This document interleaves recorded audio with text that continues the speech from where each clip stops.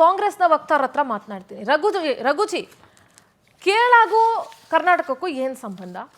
ಕೇರಳ ಮುಖ್ಯಮಂತ್ರಿ ಕರ್ನಾಟಕದಲ್ಲಿ ಏನಕ್ಕೆ ಇನ್ವಾಲ್ವ್ ಆಗಬೇಕು? ಅದೇ ರೀತಿ ಕೇರಳದ ವಿಚಾರದಲ್ಲಿ ಸಿದ್ದರಾಮಯ್ಯ ಅವರು ಎಷ್ಟು ಮಟ್ಟಿಗೆ ಇನ್ವಾಲ್ವ್ ಆಗಿದ್ದಾರೆ? ಕೇರಳದಲ್ಲಿ ಹಲವಾರು ತೂತುಗಳಿದ್ದಾವೆ, ಕೇರಳದಲ್ಲಿ ಸಾಕಷ್ಟು ಸಮಸ್ಯೆಗಳಿದ್ದಾವೆ. ಸಿದ್ದರಾಮಯ್ಯ ಅವರು ಎಷ್ಟು ಮಟ್ಟಿಗೆ ಕೇರಳದ ರಾಜಕೀಯದಲ್ಲಿ ಅಥವಾ ಕೇರಳದ ಅಡ್ಮಿನಿಸ್ಟ್ರೇಷನ್ ಅಲ್ಲಿ ಇನ್ವಾಲ್ವ್ ಆಗಿದ್ದಾರೆ ಹೇಳಿ. ಕ್ಲಿಯರ್ ಆಗಿ ಮಾನ್ಯ ಮುಖ್ಯಮಂತ್ರಿಗಳು, ಮಾನ್ಯ ಉಪಮುಖ್ಯಮಂತ್ರಿಗಳು ಇಬ್ರು ಕ್ಲಿಯರ್ ಆಗಿ ಹೇಳಿದ್ದಾರೆ. ಕೇರಳದ ಮುಖ್ಯಮಂತ್ರಿಗಳೇ, ದಯವಿಟ್ಟು ನಾವು ನಮ್ಮ ರಾಜ್ಯದ ವಿಚಾರದಲ್ಲಿ ನೀವು ಮೂಗು ತೂರಿಸುವ ಕೆಲಸ ಮಾಡಬೇಡಿ. ನಮ್ಮ ರಾಜ್ಯದ ಅಫೇರ್ಸ್ ನಾವು ನೋಡ್ಕೊಳ್ತೇವೆ. ನಿಮ್ಮ ಕೆಲಸವನ್ನ, ನಿಮ್ಮ ರಾಜ್ಯದ ಅಫೇರ್ಸ್ ಅನ್ನ ನೀವು ನೋಡ್ಕೊಳ್ಳಿ ಅಂತ ಕ್ಲಿಯರ್ ಆಗಿ ಹೇಳಿದ್ದಾರೆ. That is very clear. So we don't tolerate anybody, whichever the party they belong to, we don't tolerate anyone to interfere in Karnataka's affairs, government affairs. ಮೊದಲನೇದು.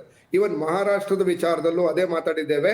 ಪಕ್ಕದ ರಾಜ್ಯದವರು ಯಾರೇ ಮಾತಾಡಿದ್ರು ಅದೇ ಬರೆದ್ರು. ಸರ್ಕಾರದ ವಿಚಾರದಲ್ಲಿ ಯಾರೇ ಒಂದು ಮೂಗು ತೂರಿಸುವಂತ ಕೆಲಸ ಮಾಡಿದ್ರು ಅದನ್ನು ನಾವು ವಿ ಡೋಂಟ್ ಟಾಲರೇಟ್.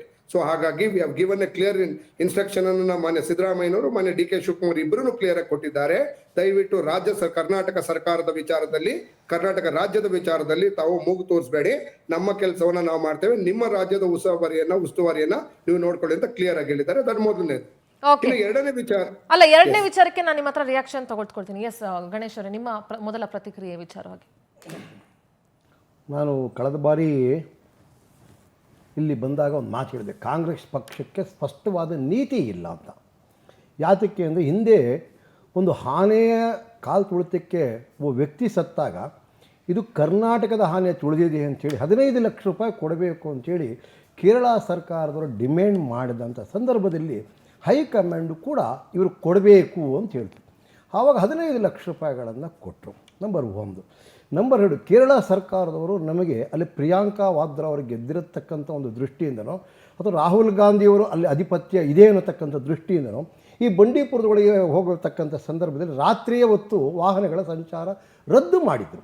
ಅದನ್ನು ನಾವು ತೆಗೆಸಲೇಬೇಕು, ತೆಗೆಸ್ತೀನಿ ಅಂಥೇಳಿ ಪ್ರಿಯಾಂಕಾ ವಾದ್ರಾ ಅವರು ಚುನಾವಣೆಯ ಸಂದರ್ಭದಲ್ಲಿ ಆ ಜನಗಳಿಗೆ ಮಾತು ಕೊಟ್ಟಂಥ ಒಂದು ಆಧಾರದ ಮೇಲೆ ಇಲ್ಲಿ ನಮಗೆ ಒತ್ತಡ ಜಾಸ್ತಿ ಆಯಿತು. ಇವರು ಕೂಡ ಅದೇನೋ ಫ್ಲೈಓವರ್ ಮಾಡ್ತೀವಿ, ಅದು ಮಾಡ್ತೀವಿ ಅಂತ. ಎಲ್ಲಿವರೆಗೂ ಇವರು ಅಧಿಕಾರಕ್ಕೋಸ್ಕರ ಇನ್ನೊಬ್ಬರ ಒಂದು ಓಲೈಕೆ ರಾಜಕಾರಣ, ಅದು ರಾಜಕಾರಣ ಅಂದರೆ ಪಕ್ಷದ ಓಲೈಕೆ ಇರ್ಬೋದು, ಇಲ್ಲ ಪಂಗಡಗಳ ಓಲೈಕೆ ಇರ್ಬೋದು. ಆ ದೃಷ್ಟಿಯಿಂದ ಇವತ್ತು ಕೇರಳದವ್ರು ಮನೆ ಬೀಳ್ತಿದ್ದಂಗೆ ಅಲ್ಲಿಂದ ಇಲ್ಲಿಗೆ ಓಡಿ ಬರೋಕ್ಕೇನ್ರಿ, ಇಲ್ಲಿಂದ ಇಲ್ಲಿರೋರು ಬರಲಿಲ್ಲ. ಕೇರಳದವ್ರಿಗೆ ಏನು ಸಂಬಂಧ?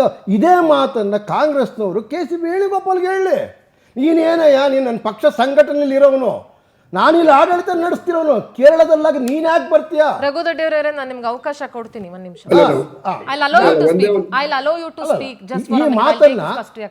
ಈ ಮಾತನ್ನ ಅವ್ರು ಸ್ಪಷ್ಟವಾಗಿ ಹೇಳಬೇಕು. ಅವ್ರು ಹೇಳಿದ್ರು, ವೆರಿ ಕ್ಲಿಯರ್ ಆಗಿ ಹೇಳಿದ್ದಾರೆ ಅಂತ. ಕ್ಲಿಯರ್ ಆಗಿ ನಮಗೆ ಹೇಳೋದಲ್ಲ, ರಾಜ್ಯದ ಜನತೆಗೆ ಹೇಳೋದಲ್ಲ. ಇವರ ಆಡಳಿತದಲ್ಲಿ 5 ಎಕರೆಗಳನ್ನು ಕಸವನ್ನು ಹಾಕತಕ್ಕಂಥ ಜಾಗವನ್ನು, ಕಸ ನನಗೂ ಬೇಡ, ನಿಮಗೂ ಬೇಡ, ಅವ್ರ ಮನೆಗೂ ಬೇಡ, ಮುಖ್ಯಮಂತ್ರಿಗೂ ಬೇಡ, ಉಪಮುಖ್ಯಮಂತ್ರಿಗೂ ಬೇಡ, ಮನೆಗೆ ಬೇಡ, ಮಠಕ್ಕೆ ಬೇಡ, ಮಂದಿರಕ್ಕೂ ಬೇಡ, ಬೇಡದೇ ಇರುವಂಥ ಕಸವನ್ನು ಹಾಕಿ ಸ್ವಚ್ಛ ನಗರವನ್ನು ಮಾಡತಕ್ಕಂಥ ಸ್ಥಳವನ್ನು ಅತಿಕ್ರಮ ಮಾಡಿಕೊಂಡು ಅನಧಿಕೃತ ಮನೆಗಳನ್ನು ಕಟ್ಟುವವರೆಗೂ ಕಾಂಗ್ರೆಸ್ ಸರ್ಕಾರ ಏನು ಮಾಡ್ತಿತ್ತು? ಇದೇ ನೀತಿಯನ್ನು ಎಲ್ಲರಿಗೂ ಮಾಡ್ತಾರ? ಇದು ಆಡಳಿತದ ವೈಫಲ್ಯ, ಬೇಜವಾಬ್ದಾರಿತನ. ಕಾಂಗ್ರೆಸ್ ಸರ್ಕಾರ ಅವರಿಗೆ ಪುನರ್ವಸತಿ ಅದೆಲ್ಲ ಮಾನವೀಯ ಮೌಲ್ಯಗಳು, ನಾನು ಅದ್ರ ಬಗ್ಗೆ ಆಕ್ಷೇಪ ಮಾಡ್ತಿಲ್ಲ. ಆದರೆ ಎಲ್ಲ ಹೋದ ಮೇಲೆ ಇವತ್ತು ಇವರಿಗೆ ಒಂದು ಕಣ್ಣೀರು ಸುರಿಸತಕ್ಕಂಥ ಮಕ್ಕಳಿದ್ದಾರೆ, ಮಾನವೀಯ ಮೌಲ್ಯ. ಹಾಗೆ ಇದೇ ರೀತಿ ಎಲ್ಲ ಕಡೆ ನಡ್ಕೊಂಡ್ರ? ಎಸ್, ನಾನು ಮಾತಾಡ್ತೀನಿ ಅದ್ರ ಬಗ್ಗೆ. ವಕೀಲರಿದ್ದಾರೆ ಲೋಹಿತ್ ಅವರು, ಅವ್ರ ಹತ್ರ ಪ್ರಶ್ನೆ. ಲೋಹಿತ್ ಅವರೇ, ನನಗೆ ಹಲವು ಪ್ರಶ್ನೆಗಳಿದ್ದಾವೆ. ತಾವು ಒಂದು 10 ಸೆಕೆಂಡ್ಸ್ ಉತ್ತರ ಕೊಡೋದಾದ್ರೆ ಕೊಡಿ. ಓಕೆ, ನೋಡಿ, ನಾನು ನಮ್ಮ ಬಿಜೆಪಿಯ ವಕ್ತಾರಂತ ಗಣೇಶನ ಮಾತಾಡ್ತಾ ಇದ್ರು. ಒಂದು ವಿಚಾರವನ್ನು ದಯವಿಟ್ಟು ಹೇಳ್ತೇನೆ.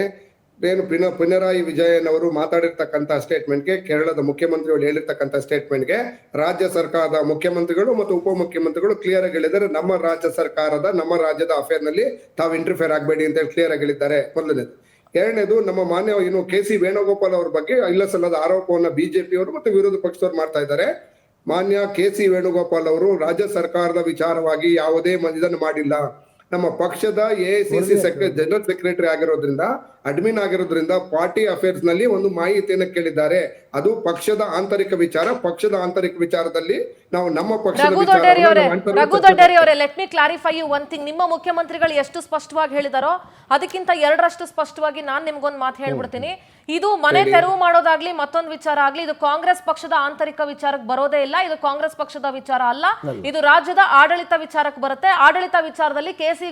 Venugopal has not got nothing to do with that. Please let me clarify you very clearly. ಪತ್ರವನ್ನು ಬರೆದಿಲ್ಲ. ಪ್ಲೀಸ್ ಸಿಂಧೂರ್ ಅವರೇ ಒಂದ್ ನಿಮಿಷ. ಪತ್ರ ಬರೆದಿದ್ದಾರೆ ಅಂತ ನಾನು ಹೇಳ್ತಿಲ್ಲ.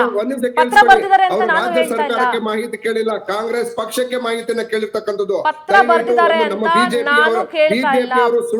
ಕಾಂಗ್ರೆಸ್ ಪಕ್ಷಕ್ಕೆ ಮಾಹಿತಿ ಕೇಳೋದಕ್ಕೆ ಇದು ಕಾಂಗ್ರೆಸ್ ಪಕ್ಷದ ವಿಚಾರ ಅಲ್ಲ. ಇದು ವೇಣುಗೋಪಾಲ್ ಅವರೇ, ನನಗೆ ದಯವಿಟ್ಟು ಒಂದು 10 seconds ಕೊಡಿ, ಆಮೇಲೆ ಮಾತಾಡಿರಂತೆ ಪ್ಲೀಸ್. ನೋಡಿ, ಮಾನ್ಯ ಕೆ.ಸಿ. ವೇಣುಗೋಪಾಲ್ ಅವರು ಮಾಹಿತಿಯನ್ನ ಪಕ್ಷದ ಅಧ್ಯಕ್ಷರಿಗೆ ಕೇಳಿರ್ತಕ್ಕಂಥದ್ದು, ಸರ್ಕಾರಕ್ಕೆ ಅಲ್ಲ. ನಮ್ಮ ಪಕ್ಷ ಕೆ.ಸಿ. ವೇಣುಗೋಪಾಲ್ ಅವರು ಎಐಸಿ ನಮ್ಮ ಪಕ್ಷದ ಅಡ್ಮಿನ್, ಜನರಲ್ ಸೆಕ್ರೆಟರಿ ಅಡ್ಮಿನ್. ಅವರು ಪಕ್ಷದ ಆಂತರಿಕ ವಿಚಾರದಲ್ಲಿ ಎಲ್ಲಾ ವಿಚಾರದಲ್ಲೂ ಕೇಳುವ ಹಕ್ಕಿದೆ. ಅವರು ಸರ್ಕಾರಕ್ಕೆ ಮಾಹಿತಿಯನ್ನ ಕೇಳಿಲ್ಲ. ಸೊ ಪಕ್ಷಕ್ಕೆ ಕೇಳಿದ್ದಾರೆ, ಪಕ್ಷದ ವತಿಯಿಂದ ಉತ್ತರವನ್ನ ಪಕ್ಷ ಕೊಡುತ್ತೆ. ಮೊನ್ನೆ ಡಿ.ಕೆ. ಶಿವಕುಮಾರ್ ಅವರು ಮಾಹಿತಿಯನ್ನ ಕೊಡ್ತಾರೆ. ಸರ್ಕಾರಕ್ಕೂ ಅದಕ್ಕೂ ಸಂಬಂಧ ಇಲ್ಲ, ಸರ್ಕಾರದಲ್ಲೂ ಇಂಟರ್ಫೇರ್ ಆಗೋದಿಲ್ಲ. ಲೋಹಿತ್ ಅವ್ರ ಹತ್ರ ಮಾತಾಡ್ತೀನಿ. ಲೋಹಿತ್ ಜಿ, ನನಗೆ ಸಾಕಷ್ಟು ಪ್ರಶ್ನೆಗಳಿದಾವೆ. ಒಂದು, ಈ 2023ರಲ್ಲಿ ಆ ಜಾಗವನ್ನ ಸ್ಯಾಟಿಲೈಟ್ ನಮ್ಮ ಸರ್ಕಾರನೇ ಕೇರಳ ಮುಖ್ಯಮಂತ್ರಿಗಳಿಗೆ ಒಂದು ಖಡಕ್ಕಾಗಿ ಒಂದು ಇದು ಕೊಡುತ್ತೆ. ಏನಂತಂದ್ರೆ 2023ರಲ್ಲಿ ಸ್ಯಾಟಿಲೈಟ್ ಇಮೇಜ್ ನೋಡಿದಾಗ ಅಲ್ಲಿ ಕಂಪ್ಲೀಟ್ ಖಾಲಿ ಜಾಗ ಇರುತ್ತೆ. ಓಕೆನಾ? 2023 ಸ್ಯಾಟಲೈಟ್ ಚೆಕ್ ಮಾಡಿದಾಗ, ಸ್ಯಾಟಲೈಟ್ ಇಮೇಜ್ ನೋಡಿದಾಗ ಅಲ್ಲಿ ಕಂಪ್ಲೀಟ್ ಖಾಲಿ ಜಾಗ ಇರುತ್ತೆ. ತದನಂತರ 2 ವರ್ಷದಲ್ಲಿ ಅಕ್ರಮವಾಗಿ ಸುಮಾರು 180ರಿಂದ 200 ಮನೆಗಳ ನಿರ್ಮಾಣ ಆಗಿ ಹೋಗುತ್ತೆ ಅಲ್ಲಿ 2024ರಲ್ಲಿ. ಅಂದ್ರೆ ಕಾಂಗ್ರೆಸ್ ಸರ್ಕಾರ ಇದ್ದಾಗಲೇ ಇಲ್ಲಿ ಮನೆಗಳ ನಿರ್ಮಾಣ ಆಗಿರೋದು. ಒಂದು ನನಗೆ ಪ್ರಶ್ನೆಗಳೇನು ಅಂದ್ರೆ, ಈ ಟ್ಯಾಪು ನಲ್ಲಿ ಮತ್ತು ವಿದ್ಯುತ್ ಸಂಪರ್ಕ ಕೊಟ್ಟವ್ರು ಯಾರು? ಅಟ್ ದ ಸೇಮ್ ಟೈಮ್ ಅಲ್ಲಿ ಅವ್ರ ಹತ್ರ ದುಡ್ಡು ಇಸ್ಕೊಂಡೋ ಇಲ್ಲ ಮೋಸ ಮಾಡಿನೋ ಶೆಡ್ಗಳನ್ನು ಅವ್ರಿಗೆ ಕಟ್ಕೊಟ್ಟವ್ರು ಯಾರು? ಆ ಜಾಗ ಕ್ಲೀನ್ ಮಾಡಬೇಕಾದ್ರೆ ಅಟ್ಲೀಸ್ಟ್ ಮನೆ ಕಟ್ಟುವಾಗ ಸ್ವಲ್ಪ JCB ಅವೆಲ್ಲವೂ ಓಡಾಡಿರ್ತವೆ 100%. ಅವೆಲ್ಲ ಓಡಾಡಬೇಕಾದ್ರೆ ಅಲ್ಲಿನ ಸ್ಥಳೀಯ ರೆಪ್ರೆಸೆಂಟೇಟಿವ್ಸ್ ಏನು ಮಾಡ್ತಾ ಇದ್ರು, ಇದೇ ಕೃಷ್ಣ ಬೈರೇಗೌಡರು ಏನು ಮಾಡ್ತಾ ಇದ್ರು? ಸರ್ಕಾರಿ ಜಾಗದಲ್ಲಿ ಕಂಡೋರಿಗೆ ಮನೆ ಕಟ್ಟಿ ಕೊಟ್ಟು ದುಡ್ಡನ್ನು ದೋಚಿದವ್ರು ಯಾರು? ಈಗ ಮನೆ ತೆರವಿಗೂ ದುಡ್ಡು ಖರ್ಚು ಮಾಡ್ತಾ ಇದ್ದಾರೆ, ಪುನಃ ವಸತಿ ಕಲ್ಪಿಸ್ಕೊಡ್ತಾರಂತೆ, ಅದಕ್ಕೂ ದುಡ್ಡು ಖರ್ಚು ಮಾಡ್ತಿದ್ದಾರೆ. ಯಾರ ಮನೆ ದುಡ್ಡು ಹೋಗ್ಬೇಕು? ಇದಿಷ್ಟು ನನ್ನ ಪ್ರಶ್ನೆಗಳು.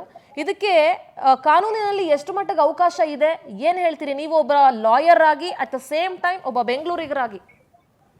ಸಿಂಧುರಾಜಿ, ತಾವು ಏನೇನು ಪಾಯಿಂಟ್ಗಳನ್ನ ಹೇಳಿದ್ರು, it's all A one petition. ಇದನ್ನ ಹೈಕೋರ್ಟ್ ಅಲ್ಲಿ ನಾವು ಡ್ರಾಫ್ಟ್ ಮಾಡಿ ಇದು ಇಲ್ಲಿಗಲ್ ಆಕ್ಯುಪೆನ್ಸಿ ಅಂತ ಮಾಡುವಂತ ಮಾತುಗಳನ್ನ ತಾವು ಪಾಯಿಂಟ್ ಅಲ್ಲಿ ಹೇಳಿದಿರಿ. ನನ್ನ ಮಾತು ಕೇಳಿಸಿದ್ಯಾ ಸಿಂಧುರಾಜ್? ಎಸ್ ಕೇಳಿಸ್ತಾ ಇದೆ. I'm audible, thank you.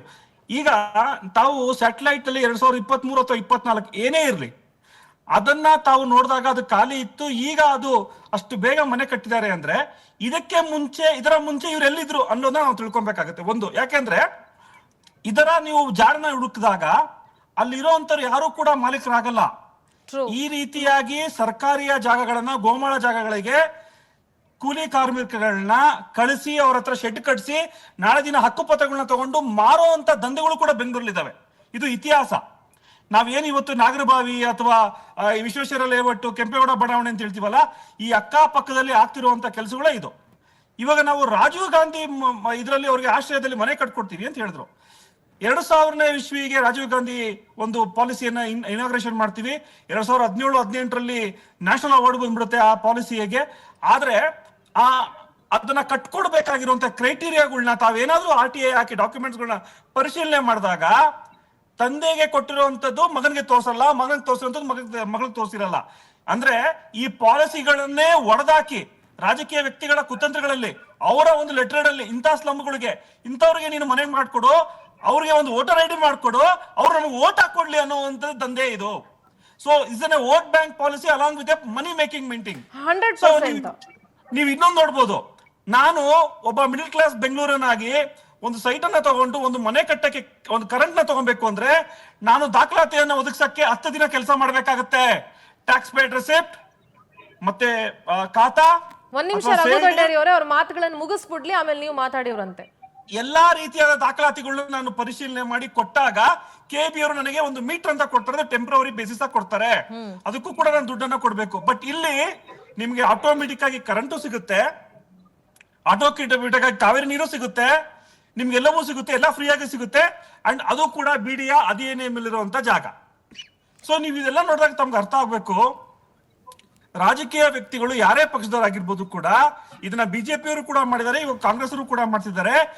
Slum ಜನ ಅಂತ ಹೇಳಿ ಏನು ನಾವು ಒಂದು ಭಾಷೆಯನ್ನು ಯೂಸ್ ಮಾಡಿ ಅವ್ರಿಗೆ ಮನೆಗಳನ್ನ ಕಟ್ಕೊಡ್ತೀವಿ, ಇವೆಲ್ಲವೂ ಕೂಡ ಯಾವುದೋ ಒಂದು ಕಡೆ ಕರೆಕ್ಟ್ ಆಗಿ ತನಿಖೆ ಆಗ್ಬೇಕು. ಯಾಕಂದ್ರೆ ಇವೆಲ್ಲವೂ ಕೂಡ ಫೇಕ್.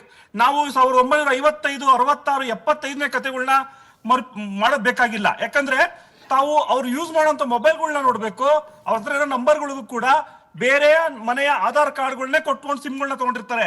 ಹಾಗಾದ್ರೆ ಆ ಮನೆ ಅದು. ಇವತ್ತು ಅವ್ರಿಗೆ ಯಾವ್ದೇ ಕೆಲಸ ಇಲ್ಲ, ಏನೂ ಇಲ್ಲ, ಒಂದೇ ಕಡೆ ಅಡಿಗೆ ಮಾಡ್ತೀನಿ ಅಂತ ಹೇಳ್ತಿದ್ರಲ್ಲ. ಸೊ ಅವ್ರಿಗೆಲ್ಲವನ್ನೂ ಎಲ್ಲಿ ಯಾರು ತಲುಪಿಸ್ತಾ ಇದಾರೆ, ಇವ್ರ ಹಿಂದ್ಗಡೆ ಇರೋ ನಾಯಕರುಗಳು ಯಾರು ಅಂತ ತಾವೆಲ್ಲ ನೋಡೋಕ್ ಕಾಣೋದಾಗ ಇವೆಲ್ಲವೂ ಕೂಡ ಸುಳ್ಳಾಗುತ್ತೆ. ಸಿಂಧೂರಾಜಿ, ನನಗೆ ಗೊತ್ತು ಅವ್ರು ಬಡವರು, ಖಂಡಿತವಾಗ್ಲೂ ಬಡವರು, ನಾನು ಒಪ್ಕೊಂತೀನಿ. ಆದ್ರೆ ದಿಸ್ ಇಸ್ ಎ ಟ್ರಿಕ್, ಇದೊಂದು ನಾಟಕ. ನಿಮ್ಗೆ ಎಷ್ಟೋ ಜನ ಬಾಂಗ್ಲಾದೇಶ ವಲಸಿಗರು ಕೂಡ ಹಿಂಗೆ ಬಂದು ದೇಶದ ಒಳಗಡೆ ಸೇರ್ಕೊಂತ ಇದಾರೆ.